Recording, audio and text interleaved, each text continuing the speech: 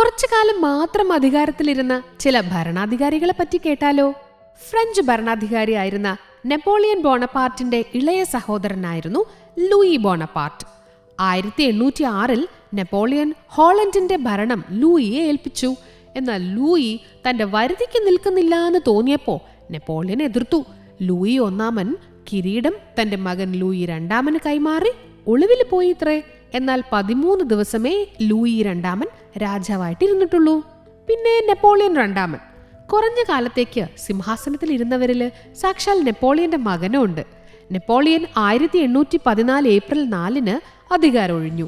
3 വയസ്സ് മാത്രം പ്രായമുള്ള മകൻ കീഴ്വഴക്കം അനുസരിച്ച് അധികാരത്തിലെത്തി. എന്നാൽ 2 ദിവസത്തിനു ശേഷം അധികാരം ഒഴിയൽ പൂർണ്ണമായതോടെ അനന്തരാവകാശിയും പുറത്തായി. വെറും 9 ദിവസം മാത്രം അധികാരത്തിലിരുന്ന ഫയഡോർ ഒന്നാമനെ പറ്റി കേട്ടിട്ടുണ്ടോ? 1584 മുതൽ 1598 വരെ റഷ്യ ഭരിച്ചിരുന്ന ആളാണ് അദ്ദേഹം. അദ്ദേഹത്തിന്റെ പത്നിയായിരുന്നു ഐറീന ഗോഡുനോവ. ഫയഡോറിന്റെ മരണശേഷം ഐറീന രാജ്ഞിയായി. ഇതിനെതിരെ മുറുമുറുപ്പുകളൊക്കെ ഉണ്ടായിരുന്നു തോന്നുന്നു. 9 ദിവസത്തെ ഭരണം കഴിഞ്ഞപ്പോൾ ഐറീന ഗോഡുനോവ അധികാരം സഹോദരൻ ബോറിസ് ഗോഡുനോവിന് കൈമാറി. അടുത്തയാള് ഖാലിദ് ബിൻ ബർഗാഷാണ്. ആഫ്രിക്കയുടെ കിഴക്ക് ഭാഗത്തുള്ള സാൻസിബാർ ദ്വീപിൽ സുൽത്താനായിരുന്ന ഹമാദ് ബിൻ തുവൈനി 1896 ഓഗസ്റ്റ് 25 മരണമടഞ്ഞു. തുടർന്നാണ് ഖാലിദ് ബിൻ ബർഗാഷ് അധികാരമേറ്റത്.